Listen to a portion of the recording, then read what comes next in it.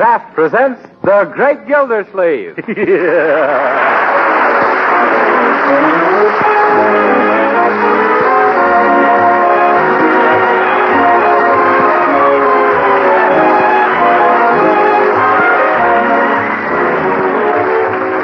week at this time from Hollywood, California, Kraft presents Harold Terry as The Great Gildersleeve, written by Leonard L. Levinson.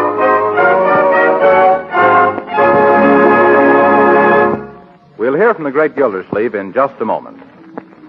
But first, maybe some of us accept progress without giving it much thought. Why, nowadays, most people take the wonders of radio and the airplane for granted. Yet, when you stop and think, these modern developments are really astounding. And, of course, there's been a lot of progress in foods, too. Take margarine, for example. Modern margarine like Parquet.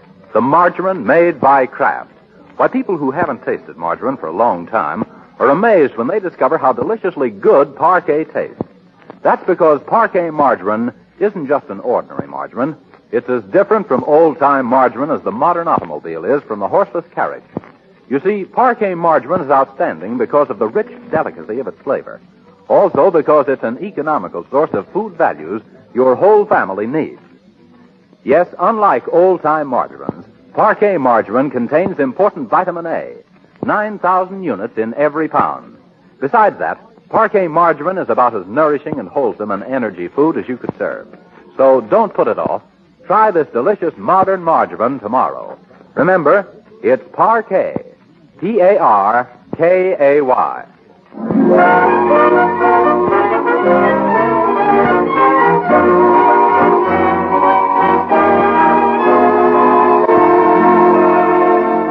And now let's visit our friend, the Great Gildersleeve.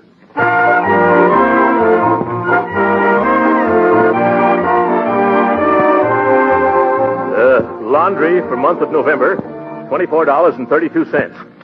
I never saw such a clean family in my life. Groceries for the month, $103. For such a hungry family, either. Gas, water, and... oh, hello, Leroy. Light for the month amounted to... What is it, Leroy? Oh, gee, Uncle Mort, I just hate to mention this to you. Well, Leroy, if you hate it so much, don't do it, especially if it's about money. How did you know, Unc? You combed your hair, put on a tie, and tucked in your shirt. Anytime I see so much change in you, it means a little more change out of me. Oh, but, Unc, with Christmas practically here, I'm a little shy. Shy? You don't seem very shy to me. I'm embarrassed. Financially embarrassed.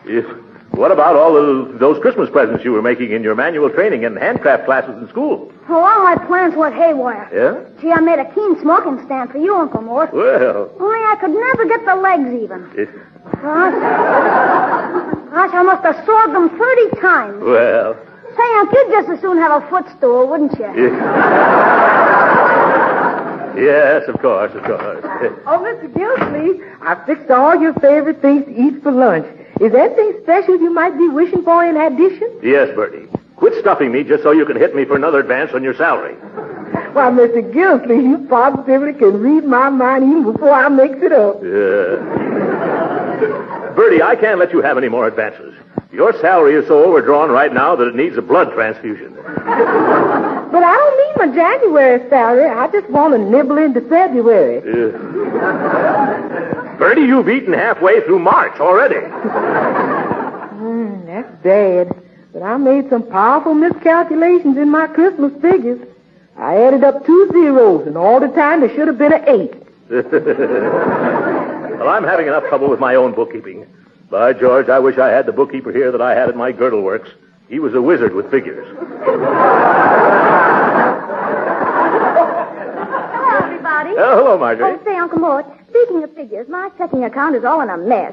I'm going to need $50 more for my Christmas shopping. No, see here, all of you. There won't be any more money available in this household till the first of the month. Why? Well, what happened? Well, last Monday I rushed down to the bank and put all our money into defense bonds and stamps. Oh, I'm glad you did. Yes, I'm afraid I overdid a little bit, though. I gave them all our ready cash. Well, Uncle Mort, what have you been using for spending money since?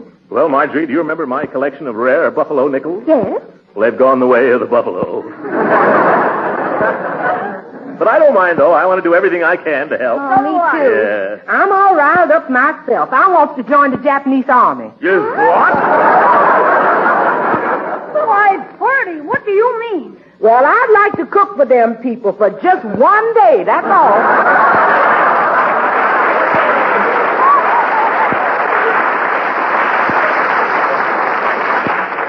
Yes, Birdie, I see what you mean. Anyway, we won't mind skipping a few things this Christmas, will we, children? After all, half of what we buy each other always winds up in the storeroom anyway. Say, I've got an idea. Yes, Uncle Mort? Let's see what we can sell out of that storeroom, huh? Of course, I never thought of that. Come on, let's look now. Yes, come on, everybody, come on. Must be a million things in here. Yes. What did I tell you? Look. Oh, look. Maybe I can sell that old dress for her. But you done promised that to me, Miss Marge. Oh, isn't that dress form a little little for you, Birdie? No, sir. I just measures everything on that, and then I multiply by 3, and that's me. Yes, I see. Well, Leroy, you've certainly outgrown that old scooter of yours there. Yeah, but I need the wheels to make a wagon. You know how things are these days. A man can't go around wasting rubber. Yeah. Say, how about selling buck? If buck? Yes, that's what we call the iron deer in the corner. Oh, that. Used to stand out on the lawn. Yeah, until one Christmas Eve when Grandpa thought he was Santa Claus and tried to ride it home all night long. There's a powerful lot of iron in that animal. It ought to be worth some money. Ain't scrap iron valuable when a country's scrapping? Yes, sir. I think we can get a little dough out of that deer. I'll tell you what we'll do. If any of you can sell it, you can keep the proceeds. Me too, Mr. Gildersleeve? Yes, of course, Birdie. However, I'll deduct the money out of your April wages. Hey, I better get busy. Maybe this will be the beginning of my entire business career. Yeah. Hello, is this Skinner's Salvage and Scrap Company that buys anything from a safety pin to a second-hand skyscraper? That's me. Mr. Skinner, I got a big business deal for you. What are you paying for scrap iron these days? 80 cents a 100. How much you got? Oh, plenty. You better come out and see me. 747 Parkside Avenue. Okay, who's just talking? Just ask for Mr. Leroy Forrester. And remember, don't buy it from anybody else. Hot dog. Now I'll get the money to buy Marjorie that swell chemistry set I liked so much for Christmas. Yes, this is the Summerfield Ironworks. Phelps speaking. This is Marjorie Forrester. Oh, how can I be of service, Miss Forrester? It is Miss Forrester, isn't it? Yes. I want to know if your company is interested in purchasing a quantity of used iron. Why, yes, we are. In what form is this iron? Really? It's a little dear. Oh, we won't quibble about prices, Miss Forrester. No, you don't understand, silly. It's an iron deer. An electric iron, darling?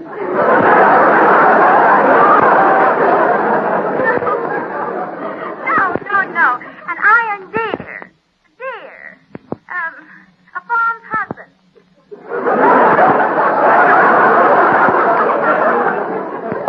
You better let the buyer come out and see for himself. A buyer? Why, I'd like to see what the little deer looks like myself.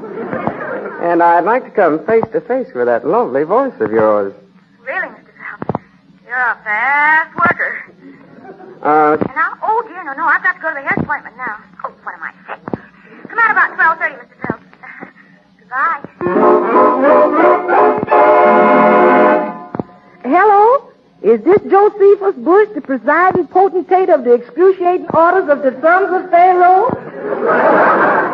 You's otherwise known as Joe the Junkman.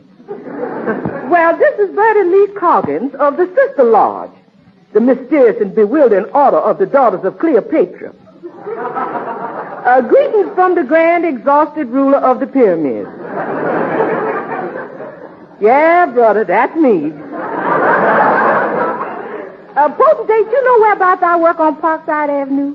Well, hitch your horse to the wagon and trot right up here. I'll sell you a piece of junk that's really a piece of high-class junk. What is it? Well, I don't know for sure, but it's something in the shape of a mule, only it's got his head stuck in a hat rack.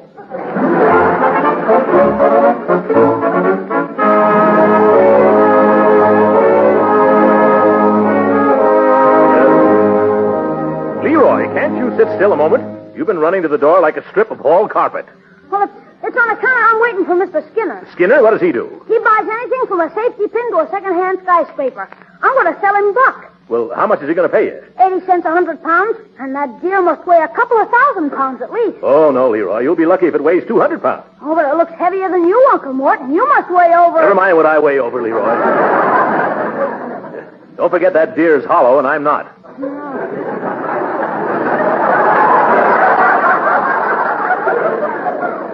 No, you're not, but he's got horns and you haven't.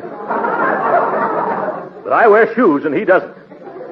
Yes, you're right, then all I'll get will be between $1.50 and $2. Leroy, we really ought to try to get a better price. Have you called any other junk dealer to bid against your Mr. Skinner? No, I haven't. Well, if you had, wait a minute. I know how we can get a decent sum for our cast iron cast-off. How, Unc? Competition is the spice of the pudding, my boy. And if Mr. Skinner had a little competition... I know. You're going to pretend you're another junk man, aren't you, Uncle Mort? Oh, you went and guessed it. But Mr. Skinner won't. It's a regular super-duper of a scheme. You think so? Well, let's try it then. You just introduce me by some other name, some pseudonym, and I'll keep boosting the price up for you. It'll look fishy unless you put on a hat and coat. You better get old ones. Oh, yes. Oh, darn, I bet that's him now. Skinner? Well, I find an old overcoat and hat. Tell me quickly, Roy. Right there in the storeroom. Oh, yes. Sure. Yeah, I better get into something before Leroy comes back with that real junk man. Here's something I've always wanted to wear. Now, let me get this all clear, kid. Are you sure that you're Mr. Leroy Forrester? Of course, Mr. Skinner. Well, then who's this fat gent here with the derby hat and the old army overcoat? Oh, boy. What's so funny, young man? Nothing at all. Mr. Skinner, this is another junk dealer, Mr. Pseudonym. Yeah. Pleased to meet you, sir. Hey, what kind of a junk man are you, giving out with a pleased to meet you, sir? And say, I never heard of no local dealer with a name like Sudenheim. Are you a member of the JMCA? No, however, I am a member of the YMCA. I mean the Junk and Metal Collectors Association. Oh. Are you sure you're a legitimate junk man? You sure don't talk like one. Oh, well, that's because I come from Boston. We talks this way up that way. Okay? Okay. Yeah. Only one thing. Kind of watch your step around this town. Get it? Yeah, got it. Say, how much will you give me for this swell iron deer, huh? Well, where's the rest of the scrap you want to sell? That's all there is, isn't it enough? For Pete's sake. You mean you dragged me all the way here for one rusty mildewed chunk of metal venison? You mean you don't want it, eh? Well, we'd like to have this little number up in Boston. Yes. Buddy, I'll give you $2 for it. Hey, if you give that much, you're way off your bean, Mr. Pseudohammer. What? It ain't worth it at all. I'll give you 2 1/4. Why, you little overbearing overbidder. You can't do that to Throckmorton P. Pseudonym. I'll wipe that nasty little grin off your face, and just about I bid $3. Well, I'll show you the 2 can play at that game. I bid $3.05. 5 cents. You cheapskate, I'll make it $4. Oh, you do? Well, you can have it, Bumper Belt. I'm through. Hey, wait a minute. Don't go. No, don't go. Aren't you going to make another bid? I should say not. I wouldn't give a cent more than $3.75. I'll give $3.80. Gee, don't, Uncle. Oh, my goodness. Oh, Uncle, huh? Aha! I see it all now. You ain't no junk man. Yeah? I can tell from that derby hat you're wearing. You're nothing but a pawnbroker. What? Yes, that's it. A pawnbroker. Uncle Mort, they call me. Hey, kid, you better take my offer. This guy don't look reliable to me. Well, okay, Mr. Skinner. Okay, it's a deal. I'll be back this afternoon for this hunk of junk. And by the way, Sooty, Yes? I'll give you $1 for that hat and coat you're wearing. You will? Yeah, what do you say? Sold.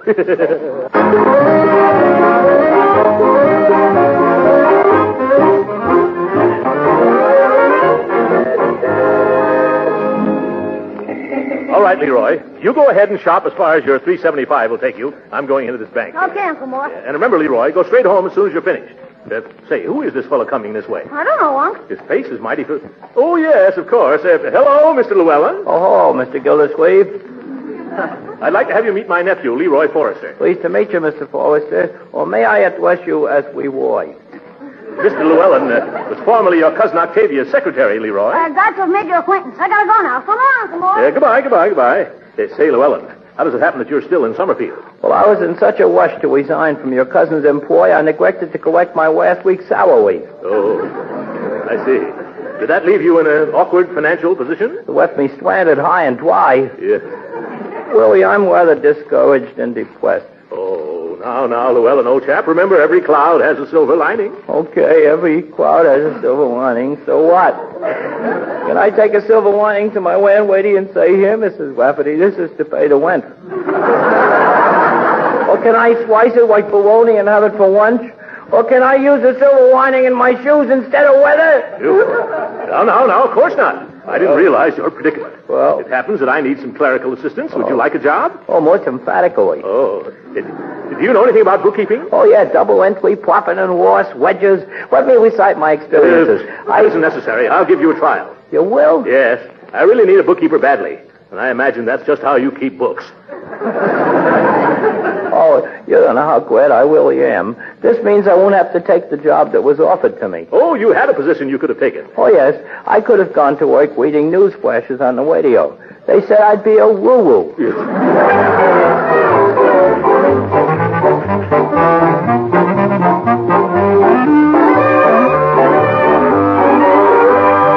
Birdie! Oh, Birdie! Yeah, it's you, Leroy. What's all the fuss for? Somebody swiped Buck, the iron deer. The man I sold it to was here just now, and we couldn't find it anyplace. Of course not. The man I sold it to just hauled it away. You sold it too?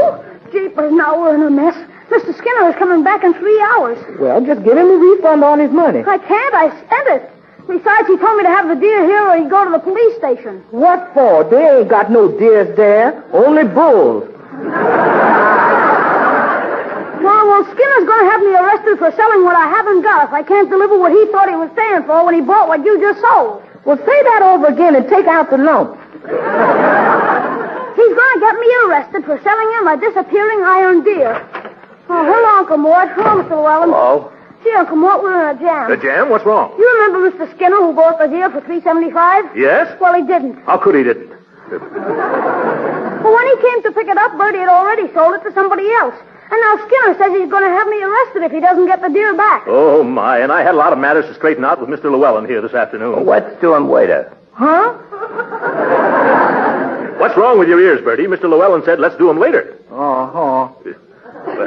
There's only one thing to do, and that's to get the deer back. Who'd you sell it to, Birdie? Josephus Bush. Oh, yes, Joe Bush. I've heard that name before. Where is his place of business? In the alley.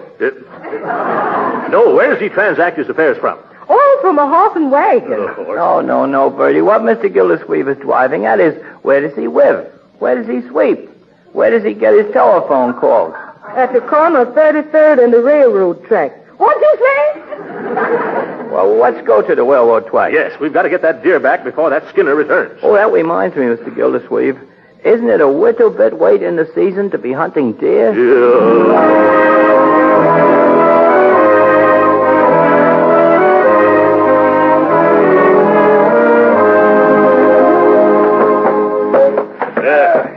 Careful with those antlers, Llewellyn. Yes, sir. Yeah, all right, Mr. Mailman, you lower at the other end. Yeah. You boys in the middle, steady now. Yes, steady. Yes, there it is. Yes. Thank you very much, boys. Oh, I'm pretty tuckered out. Yes. Trouble is you don't keep yourself in condition, Llewellyn. Well, shall we move Buck back into the storeroom or let him stay here in the hallway for Mr. Skinner to pick up? Personally, I was hired as a bookkeeper, not as a longshoreman. Oh, yeah. Well, let's leave it right here for Skinner. And remind me to tell Birdie that her friend, Joe Bush, charges $7 out of her April wages to get this metal moose back here. Yes, sir. You know something, Mr. Gildersleeve? Every time I look at this statue, it reminds me of something. Anybody you know? No. I just can't recollect just what it reminds me of. Oh, well, come with me, Llewellyn, and I'll show you where to wash up. Oh, gladly. Yeah, moving a thing like that's no Halloween prank. Right. This way.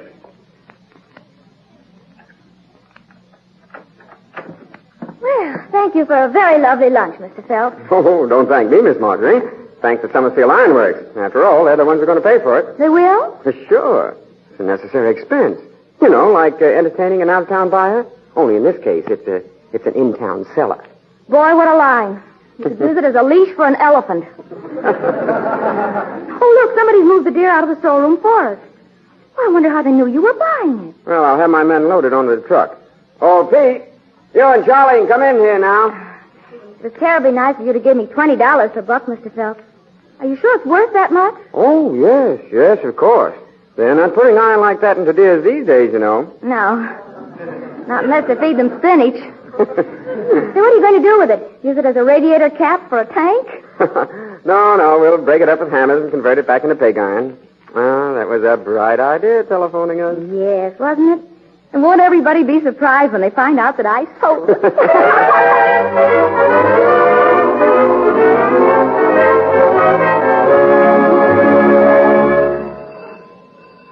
Well, here comes Mr. Skinner back again, Uncle Mort. I'll get it. Yes, all right. Well, thank goodness. Now Leroy can let him cart that deer away, and we'll have the whole matter off our chest, Llewellyn. A good widdance, too, I say. Yeah. Certainly wasn't worth all the trouble it took. Leroy got $3.75, and it cost me $7 to get it back after Birdie sold it. Hey, Uncle Mort, it's Mr. Skinner, all right. Yeah? Where'd you put the deer? It isn't in the storeroom. Of course not. We left it in the hall. Can't you use your eyes? Well, it isn't there now. Well, it couldn't walk away. Did you move it, Llewellyn? Me? After the struggle and trouble I had getting it through the front door? Oh, sir, my mother never raised any foolish children. Yeah, we'll go in there.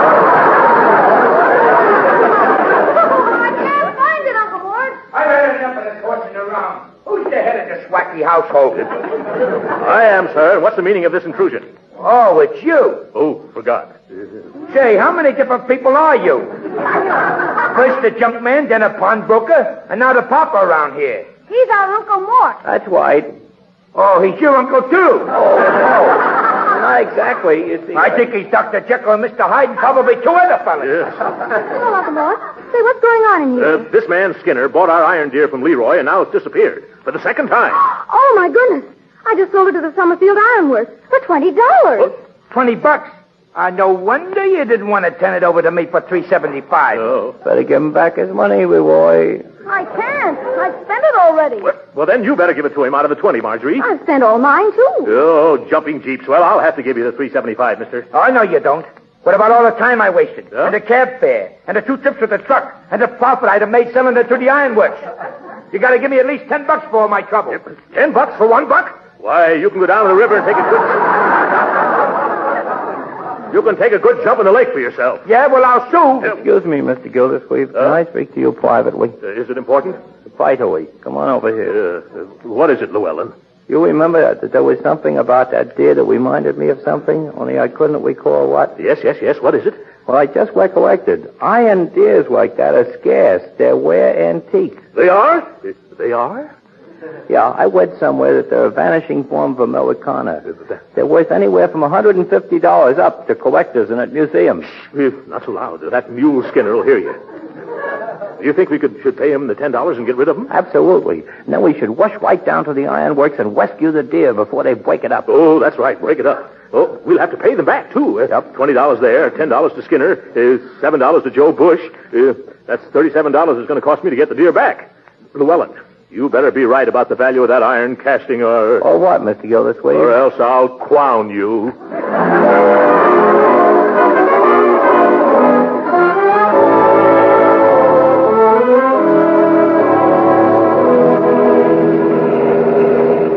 Llewellyn, are you holding that statue carefully in the rumble seat? I'm treating it as if it were very fragile.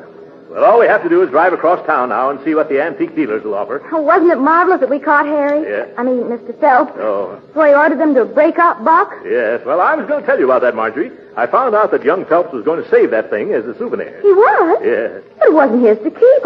It belonged to the company. Oh, yes? Fat chance any company would pay $20 for $2 worth of scrap metal. That young man bought it for himself. He did? Well, I wonder why. Yeah. If you don't know why, nobody else does.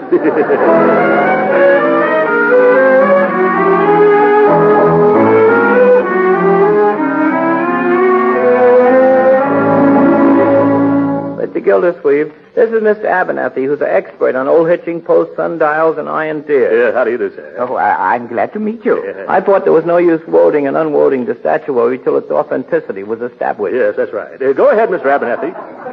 Climb up and examine it to your heart's content. Well, thank you.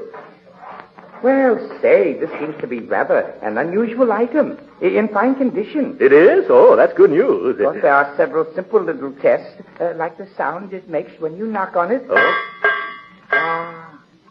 Oh, just listen to that. Isn't that music to the ear? I don't know. Does that mean it's genuine? Yes. And it certainly is music to the ear.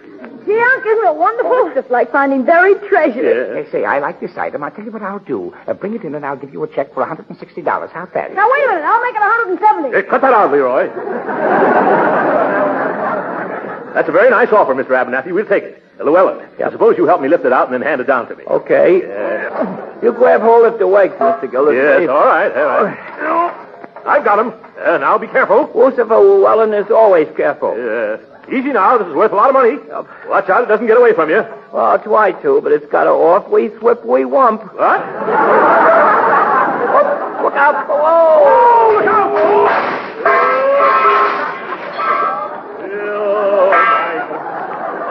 It's in 100 pieces.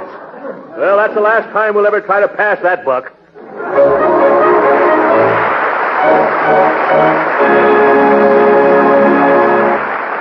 The Great Gildersleeve will be with us again in a few minutes. You know, food shopping is getting to be a science these days. Yes, I certainly take my hat off to you housewives.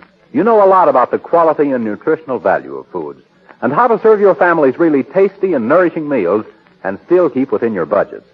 And that's why I'm sure so many housewives are asking for parquet margarine instead of just saying, some margarine, please. They know, you see, that parquet margarine is the modern margarine. Outstanding because it tastes so good. Outstanding, too, because of its fine quality and because it's a nourishing and wholesome year-round source of vitamin A. Yes, and these women know that parquet is an all-purpose margarine. Delicious for table use, a real flavor shortening for baking, and just about perfect for pan frying because it adds flavor and doesn't spatter or stick to the pan. So take a tip from these wise housewives. When you go to your food store, don't just ask for margarine, ask for parquet margarine. Then you'll know you're getting margarine at its best. Yes, tomorrow, ask your food dealer for parquet, Parkay. It's the delicious modern margarine made by Kraft.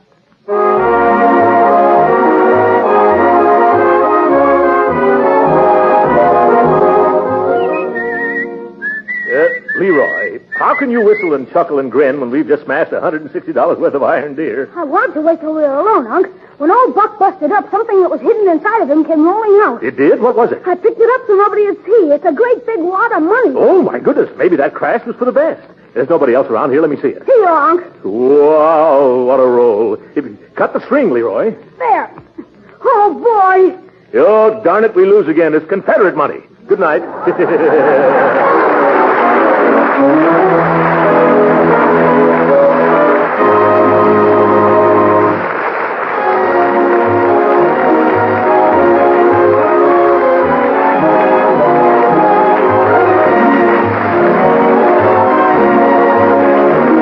Original music heard on this program was composed and conducted by William Randolph. This is Jim Bannon speaking for the Kraft Cheese Company and inviting you to be with us again next week at this same time for the further adventures of the Great Gildersleeve. This is the National Broadcasting Company.